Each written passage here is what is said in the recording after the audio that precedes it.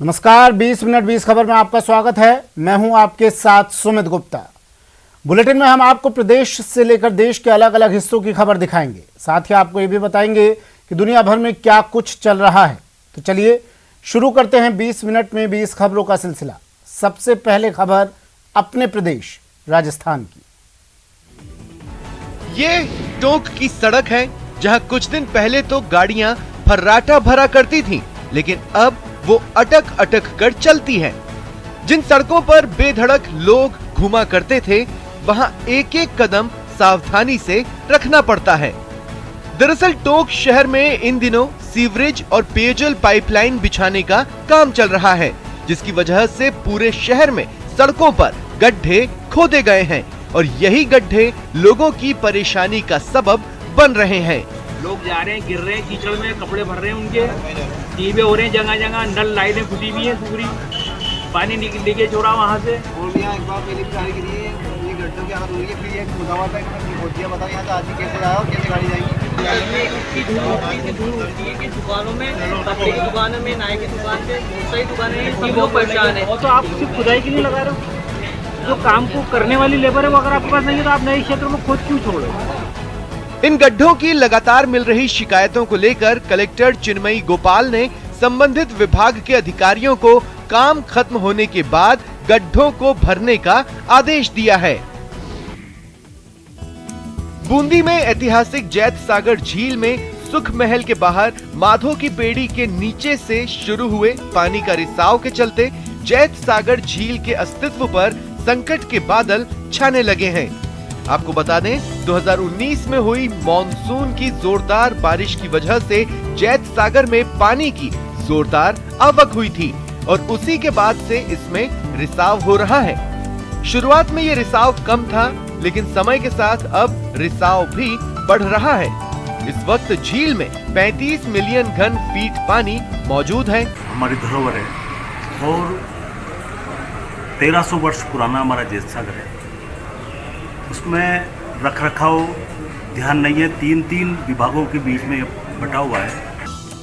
आपको बता दें कि जहां से रिसाव हो रहा है उस जगह पर 36 साल पहले भी रिसाव हुआ था और एक बड़ा हिस्सा टूटकर बह भी गया था। इतना ही नहीं, इसके चलते बूंदी शहर में बाढ़ के हालात भी बन गए थे। बाड़मेर के एमबीसी राजकीय स्नातकोत्तर कन्या महाविद्यालय की 100 लड़कियों का जोश इन दिनों हाई है। दरअसल यहाँ की 100 लड़कियों की उम्र 18 साल पूरी होने वाली है और कुछ दिनों में इन सभी को वोट देने का अधिकार भी मिलने वाला है। दरअसल बाड़मेर के सबसे बड़े कन्या महाविद्यालय में राष्ट्रीय सेवा योजना इकाइयों के अभिमुखीकरण कार्यक्रम का आयोजन हुआ था। इसी कार्यक्रम में 1 जनवरी 2022 को 18 साल की उम्र पूरी करने वाले नए वोटरों के नाम पर चर्चा हुई। वोट करने का अधिकार मिलने की बात सुनकर इन लड़कियों का जोश हाई हो गया। इनका कहना है कि उन्होंने अब तक अपने घर वालों को ही वोट देते देखा है और अब वो अधिकार उन्हें भी मिलने जा रहा है, जो किसी रोमांच से कम नहीं है। बहुत अच्छा लगेगा क्योंकि इतने टाइम से सबको बड़े घर में बड़े वो वोट देने जाते थे, सबको देखते थे तो हमें भी लगता था हाँ इनको नहीं, इनको वोट देना चाहिए, इनको देना है। बहुत अच्छा लगेगा, मैं पहली बार वोट करूंगी तब और मैं मतलब कि जो लोकतंत्र है उसके प्रति जागरूकता होगी। जैसलमेर के श्री देगराय मंदिर के प्राचीन ओरण में एक साथ 12 ग्रेट व्हाइट पेलिकन पक्षियों के नजर आने से पक्षी और पर्यावरण प्रेमी गदगद हो गए हैं। दरअसल साल 2019 में भी 4 ग्रेट व्हाइट पेलिकन इस इलाके में नजर आए थे और दुख की बात है कि इन 4 पक्षियों में से एक की मौत यहां से गुजर रही हाई टेंशन लाइनों की चपेट में आने से हो गई। अब 2 साल बाद जब 12 ग्रेट व्हाइट पक्षी नजर आए हैं तो पक्षी प्रेमी बेहद खुश हैं। साल जो झुंड आया है बहुत ही अच्छी खबर है और हमारे लिए कि 12 पक्षी यहाँ दिखाई दे रहे हैं और देख रहे हैं उन्होंने विचरण भी कर रहे हैं, लेकिन उनको एक साल खत्म भी हो चुका था लाइनों से टकरा करके और यहाँ लाइनों का जाल बिछा हुआ है, इस कारण से थोड़ा डर भी है। कैस्पियन सागर से सर्दियों में भारत आते हैं। इनकी खासियत है कि ये ज्यादातर झुंड में रहकर बड़ी बड़ी मछलियों का शिकार करते हैं। और चलिए अब देख लेते हैं कुछ अन्य राज्यों की खबरें। हाल ही में दक्षिण अफ्रीका से भारत आए 2 लोगों के कोरोना पॉजिटिव मिलने के बाद बेंगलुरु एयरपोर्ट पर सख्ती बढ़ा दी गई है। हालांकि अभी ये पता नहीं चल पाया है कि उनमें कोरोना का कौन सा वेरिएंट है, लेकिन इसके बावजूद नए वेरिएंट ओमिक्रॉन के खतरे को देखते हुए बेंगलुरु आने वाले सभी यात्रियों की जांच जरूरी कर दी गई। राज्य सरकार के आदेश के बाद बाहर से आने वाले हर यात्री के शरीर का तापमान एयरपोर्ट पर लिया जाने लगा। एयरपोर्ट पर ही सभी यात्रियों की कोरोना जांच का इंतजाम हुआ, जहां जांच के बाद सैंपल जमा करने की व्यवस्था की गई। हालांकि यात्रियों को कोरोना की जांच रिपोर्ट के बाद ही सफर करने की इजाजत है, लेकिन इसके बावजूद दोबारा सैंपल लिए जाने से कुछ लोग नाराज दिखे। They are making it as a compulsory test, which I think shouldn't be. जांच की वजह से यात्रियों को एयरपोर्ट पर ज्यादा देर तक इंतजार न करना पड़े, इसके लिए सैंपल लेने के आधे घंटे के अंदर रिपोर्ट देने की पुख्ता इंतजाम किए गए। इस दौरान रिपोर्ट का इंतजार करने वाले यात्रियों को अलग जगह पर बैठाने से लोग संतुष्ट नजर आए। आपको बता दें कि कर्नाटक में अभी कोरोना वायरस के ओमिक्रॉन वेरिएंट का कोई मामला सामने नहीं आया है, लेकिन दक्षिण अफ्रीका से आए जिन 2 लोगों के वायरस की चपेट में आने का पता चला, उनके बारे में दावा किया जा रहा है कि वो डेल्टा वेरिएंट की चपेट में नहीं आए हैं। इसलिए कर्नाटक सरकार की चिंता बढ़ गई है, जिसने दक्षिण अफ्रीका के अलावा अफ्रीकी देश बोत्सवाना और हांगकांग से आए सभी लोगों की पहचान करने और उनका कोरोना टेस्ट करवाने के निर्देश जारी कर दिए हैं। यूपी के शाहजहांपुर के रामगंगा नदी पर बने पुल का एक हिस्सा अचानक गिर गया। जिस वक्त ये हादसा हुआ उस वक्त पुल से एक कार भी गुजर रही थी, लेकिन गनीमत रही कि कार में सवार लोग सुरक्षित रहे। दरअसल पुल जिस पिलर पर खड़ा था उसमें एक पिलर जमीन में धंस गया, जिसके बाद उस पिलर पर टिकी हुई एक स्लैब यानी कि सड़क का एक हिस्सा नीचे आ गिरा, जबकि सड़क के एक और हिस्से का एक सिरा जमीन पर आ गया। हादसे के वक्त जो कार पुल पर थी वो पुल के साथ ही नीचे आ गई। हम इलाहाबाद से आ रहे थे, बीच पुल पर पहुंचे, जोर से आवाज आई। उसमें हमने सोचा गाड़ी गलत जगह चली गई है, जब देखा तो पुल गिर गया था। अब इस पुल की मरम्मत में लंबा वक्त लगने वाला है, तब तक लोगों को भारी तकलीफ उठानी पड़ेगी। सबको परेशानी हो गई है। ये तो लगता है कि बनने में लमसम 1 साल लग जाएंगे इसको बनने में, और हमें तो डेली जाना पड़ता है। और इसके गिरने के बाद सरकार की ओर से कहा गया कि जल्द से जल्द तकनीकी सर्वे करवाकर पुल की मरम्मत का काम शुरू कर दिया जाएगा, ताकि ट्रैफिक की परेशानी जल्द दूर हो सके।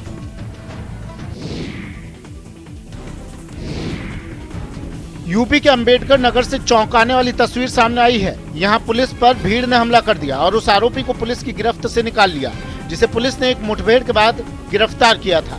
पुलिस की गिरफ्त से निकालने के बाद लोगों ने उसे लात घूंसों से खूब पीटा।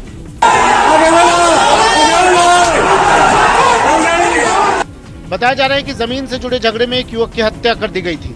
इस हत्या में शामिल आरोपियों को मुठभेड़ के बाद पुलिस ने बड़ी मुश्किल से गिरफ्तार किया था। इन आरोपियों को गिरफ्तार करने के बाद पुलिस वाले उसे गाड़ी तक लेकर गए, लेकिन जैसे ही आरोपियों को गाड़ी में बैठाया गया, वहां हंगामा, पथराव और तोड़फोड़ का शोर सुनाई देने लगा। कुछ देर तो पुलिस वाले भी समझ नहीं पाए कि आखिर हो क्या रहा है, लेकिन जब तक पुलिस वाले कुछ समझ पाते, एक आरोपी को पुलिस वालों से छीनकर भीड़ ने जमीन पर गिराया और उसे डंडों से पीटना शुरू कर दिया। पुलिस के कुछ जवान हथियार थामे भीड़ की तरफ देखते रहे, लेकिन ना तो गोली चला पाए, ना भीड़ को रोक पाए।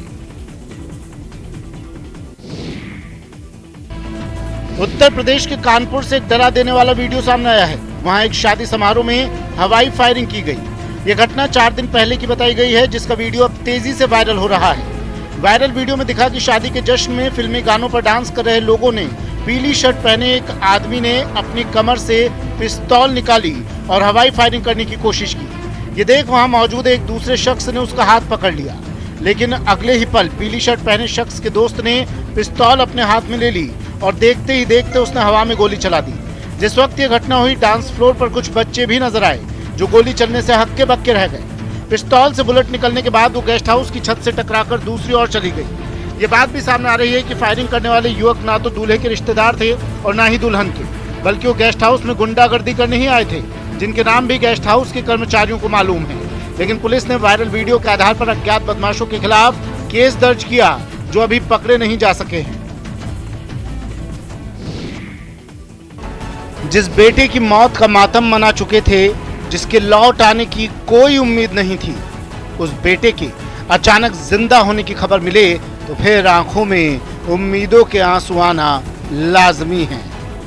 2013 में हुई उत्तराखंड त्रासदी में लापता गुलबदन सिंह उर्फ गुल्लू को उत्तराखंड की सरकार ने मृत घोषित कर दिया था। सोशल मीडिया पर उसकी एक वायरल तस्वीर देखकर उसकी मां और रिश्तेदारों में अब नई उम्मीद जगा दी है। दरअसल एक सोशल मीडिया पर गुल्लू की एक फोटो पर परिजनों की नजर पड़ी तो उनके होश उड़ गए। फोटो का स्क्रीनशॉट तो गुल्लू के परिवार वालों ने ले लिया, लेकिन इससे पहले कि उस फोटो की लिंकअप एड्रेस मिल पाता वो फोटो वहां से डिलीट हो गए। अब उस परिवार ने पुलिस से मदद मांगी है कि गुल्लू की तलाश की जाए। एक हफ्ते से एक सोशल मीडिया पर फोटो वायरल हो रही थी कि आपका भाई जिंदा है। हमने एसपी अंबाला को कंप्लेन दी है और उनसे गुहार लगाई है कि इसकी जांच की जाए। अगर ये हमारा बेटा है और हमारा भाई है तो हमें सौंपा जाए। दक्षिण भारत के कई राज्यों में भारी बारिश का कहर जारी है। खासकर आंध्र प्रदेश के कई इलाकों में तो भारी बारिश की वजह से बाढ़ जैसे हालात बन गए हैं। आंध्र प्रदेश का कड़पा जिला तो पूरी तरह टापू जैसा नजर आने लगा है। कड़पा के आसपास हर तरफ पानी ही पानी जमा होने से घर के बाहर निकलना मुश्किल हो गया है। गली मोहल्ले की सड़क हो या मेन रोड, हर तरफ पानी ही पानी होने से लोगों की मुसीबत बढ़ गई। भारी बारिश की वजह से कई नदियों का पानी भी खतरे के निशान के पास पहुंचने लगा है। ऐसे में बांध के कई फाटकों को खोलना पड़ा। आपको बता दें कि आंध्र प्रदेश में 2 हफ्ते पहले आसमान से आफत बरसनी शुरू हुई, जिसमें अब तक 50 लोगों की मौत हो चुकी है, जबकि मूसलाधार बारिश की वजह से वहां के लगभग 2000 गांव पानी में डूबे हैं, जहां राहत मिलने की उम्मीद भी नहीं है, क्योंकि मौसम विभाग को बंगाल की खाड़ी में एक और तूफान की आहट मिली है, जिसकी वजह से अगले 4-5 दिनों में आंध्र प्रदेश के रायलसीमा इलाके और ओडिशा के कुछ जिलों में बहुत भारी बारिश हो सकती है। दुनिया में नई दहशत फैलाने वाले कोरोना वायरस के नए वेरिएंट ओमिक्रॉन ने गुजरात के हीरा कारोबारियों को टेंशन में ला दिया है। दरअसल सतर्कता के चलते अफ्रीकी देशों के ट्रैवल बैन से गुजरात के हीरा कारोबारी टेंशन में हैं। उनका कहना है कि इसका सीधा असर उनके कारोबार पर होगा। अपनी जो रफ है वो जो अपना पीठ बोलते हैं कि अफ्रीका में जो डीटीसी बोलते हैं वो उसका मेन ऑफिस भी बोत्सवाना में है। अगर वहाँ पे भी कोरोना का ये जो स्वरूप है ज़्यादा फैल गया तो अपनी डायमंड इंडस्ट्री में 100% उसका इफेक्ट आएगा। मेरा चौकस मानना है कि इस परिस्थिति के अंदर फिर से कोविड-19 की परिस्थिति के अंदर हम जैसे रफ डायमंड का बिजनेस कर रहे थे ऐसे फिर से करना पड़ेगा, ब्लाइंड माल लेना पड़ेगा। आपको बता दें कि दक्षिण अफ्रीका अपनी हीरो की खदानों के लिए दुनिया भर में जाना जाता है। यहाँ हीरे के अलावा सोने और कोयले की कई खदानें हैं और यहाँ दुनिया के सबसे बड़े हीरे मिलते रहे हैं। भारत में भी जो हीरे कटिंग और पॉलिश के लिए आते हैं उसमें साउथ अफ्रीका का बड़ा योगदान है।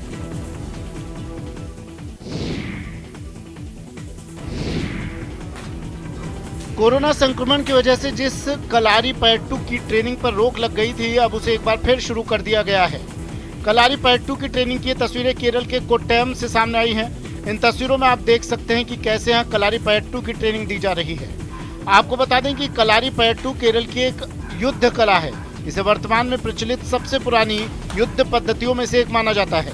कुछ लोग इसे कलारी भी कहते हैं। प्राचीन काल में इसका अभ्यास मुख्य रूप से केरल की योद्धा जाति मसलन नायर और एझावा के लोग करते थे।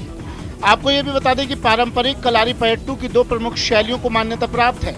इसकी उत्तरी शैली को वडक्कन कलारी और दक्षिणी शैली को थेक्कन कलारी कहते हैं। केरल के अलावा ये तमिलनाडु और कर्नाटक से सटे हिस्सों के साथ साथ पूर्वोत्तर श्रीलंका और मलेशिया के मलयाली समुदाय के बीच भी प्रचलित है।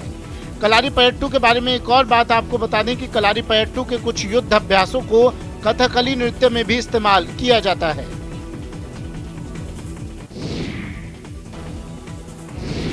आजादी का अमृत महोत्सव मना रहे लद्दाख में विश्व के सबसे ऊंचे गांवों में से एक उमला गांव के लोगों को पीने के पानी की सप्लाई होने लगी है।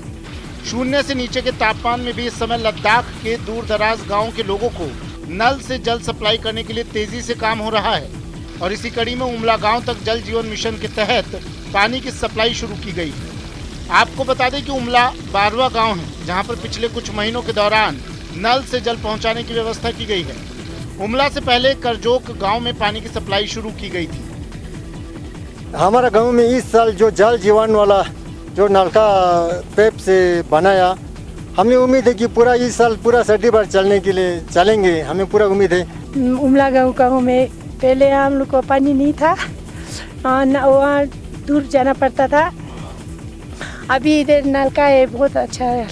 तो इस साल हम बहुत खुशी है, पानी सामने आ गया, नहीं तो पानी बंद हो जाता था सर। जम्मू कश्मीर के श्रीनगर में Jammu and Kashmir carrom association की ओर से 2 दिवसीय कैरम चैंपियनशिप का आयोजन किया गया। स्टेट लेवल इस कैरम चैंपियनशिप में 110 प्रतिभागियों ने भाग लिया और अपनी उंगलियों का जादू दिखाया।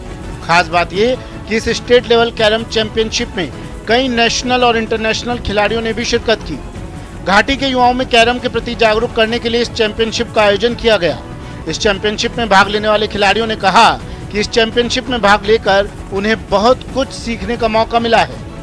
मैंने फ़िलहाल एक राउंड खेला और यहाँ पे सब आए हैं कैरम का टूर्नामेंट खेलने, जो कि बहुत से लोग कहते हैं कि carrom is just an indoor game, so it can't be played by the outside, we can't have career in it, लेकिन ऐसा कुछ भी नहीं है।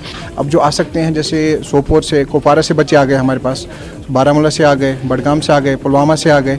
मेरे ख्याल से 5, 8, 9 से 10, 12 डिस्ट्रिक्ट से बच्चे हमारे पास इसमें पार्टिसिपेट कर रहे हैं। अब जो जम्मू के एक यहाँ पे हैं वो ऑलरेडी, वो 2 बच्चे जम्मू से भी हैं, वो भी पार्टिसिपेट कर रहे हैं। ऑल ओवर रेस्पॉन्स बहुत अच्छा रहा हमारा इसका। उत्तराखंड के रुद्रप्रयाग के तल्ला नागपुर में पहली बार महिला रामलीला के आयोजन पर यहाँ की स्थानीय महिलाओं में भारी उत्साह है। यहाँ रामलीला में रामायण के सभी पात्रों की भूमिका महिलाएं निभा रही हैं। रामलीला देखने के लिए दूर दराज से भारी संख्या में लोग पहुँच रहे हैं। श्री केदार बद्री श्रम समिति के नेतृत्व में पतंजलि की ओर से दुर्गाधार मंदिर में रामलीला का आयोजन किया जा रहा है, जिसे लेकर महिला पात्र भी काफी उत्साहित हैं। मतलब आज हम इतने बड़े मंचों पे जा करके मतलब दुनिया को ये संदेश दे रहे हैं कि महिलाएं भी कुछ कर सकती हैं। 2015 से पतंजलि योगपीठ द्वारा जिले के कई इलाकों में रामलीला का मंचन किया जा रहा है।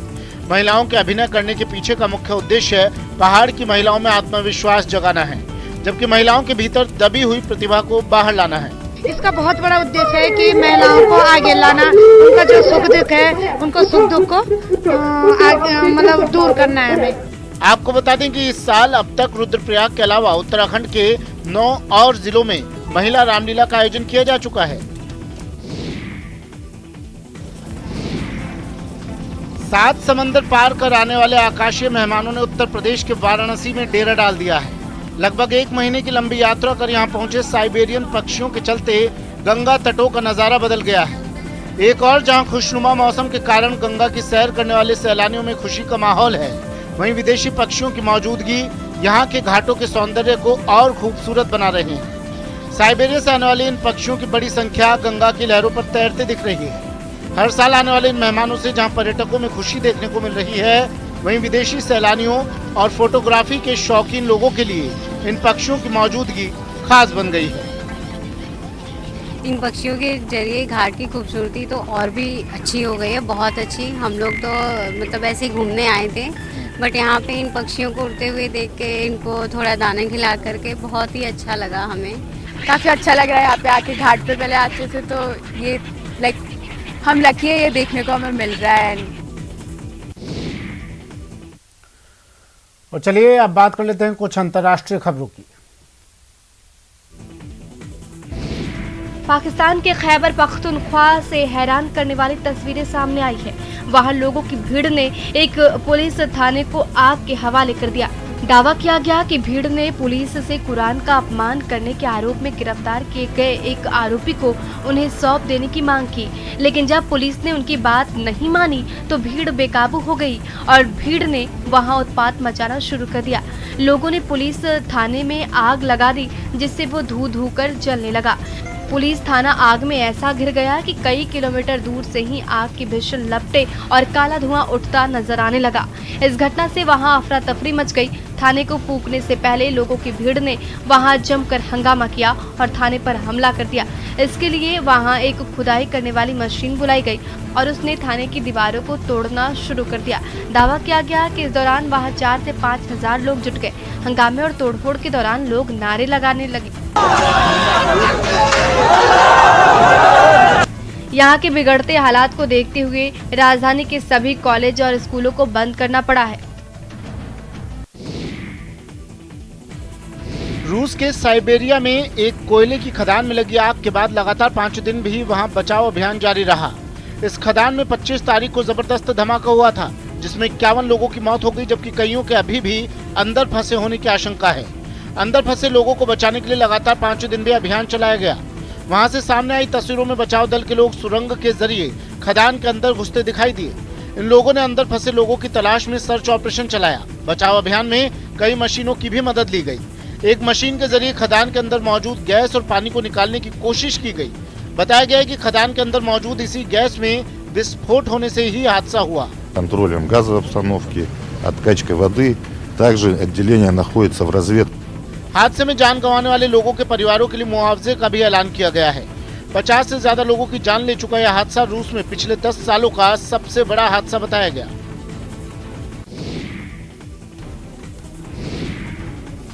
दक्षिण अमेरिकी देश पेरू में आए एक जबरदस्त भूकंप से वहां दहशत फैल गई। रिक्टर स्केल पर 7.5 की तीव्रता वाले इस भूकंप का केंद्र अमेज़न के जंगलों में जमीन से करीब 110 किलोमीटर की गहराई में था, लेकिन फिर भी झटके इतने तेज थे कि उन्होंने एक बड़े इलाके में काफी नुकसान पहुंचाया। उत्तरी पेरू के चचापोयस इलाके से तो एक रोंगटे खड़े कर देने वाला वीडियो सामने आया। वहां एक ऐतिहासिक चर्च इस भूकंप में धराशायी हो गई। पहले तो वहां से धूल का गुबार उठता दिखा, फिर अगले ही पल चर्च की इमारत देखते ही देखते जमींदोज हो गई। इसी तरह कई दूसरी इमारतों को भी नुकसान पहुंचा। वहां से सामने आई तस्वीरों में जगह जगह मलबे के ढेर पड़े दिखे। कई मकान ढह गए। मलबे की वजह से कई रास्ते भी बंद हो गए। भूकंप के झटके इतने ताकतवर थे कि उन्हें 800 किलोमीटर दूर राजधानी लीमा में भी महसूस किया गया। हालात इतने बिगड़े कि वहां के राष्ट्रपति को भी मैदान में उतरना पड़ा। सामने आई तस्वीरों में राष्ट्रपति पेद्रो कासिलो हालात का जायजा लेते नजर आए। इस दौरान उन्होंने घायलों और बेघरों से मुलाकात की और उनकी मदद का भरोसा दिया।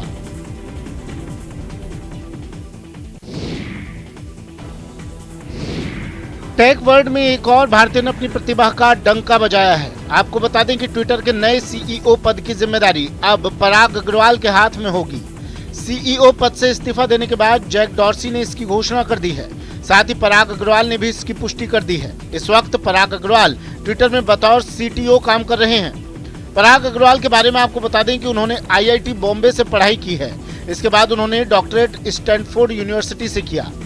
AT&T, याहू और माइक्रोसॉफ्ट में काम करने के बाद पराग ने 2011 में ट्विटर ज्वाइन किया था और महज 10 साल में उन्होंने सीईओ का पद हासिल कर लिया है। कहा जा रहा है कि पराग की इंजीनियरिंग एक्सपर्टीज आर्टिफिशियल इंटेलिजेंस और एड नेटवर्क में है। ये दोनों कंपनी के लिए काफी जरूरी है। इसी वजह से उनके काम को जैक डॉर्सी ने सराहा और उन्हें कंपनी के टॉप पोस्ट पर पहुंचने में मदद की। पराग अग्रवाल ने अपने ट्विटर हैंडल से लिखा है कि जब उन्होंने इस कंपनी को ज्वाइन किया था तब इसमें 1000 से कुछ कम कर्मचारी थे। इस दौरान काफी उतार चढ़ाव और चुनौतियों का सामना करना पड़ा। उन्होंने आगे लिखा कि दुनिया हमें अभी देख रही है। इसको लेकर अलग अलग लोगों के अलग अलग व्यू और ओपिनियन होंगे। ऐसा इसलिए क्योंकि वो ट्विटर और इसके भविष्य की केयर करते हैं। 20 मिनट 20 खबर में आज के लिए इतना ही। दीजिए इजाजत। नमस्कार।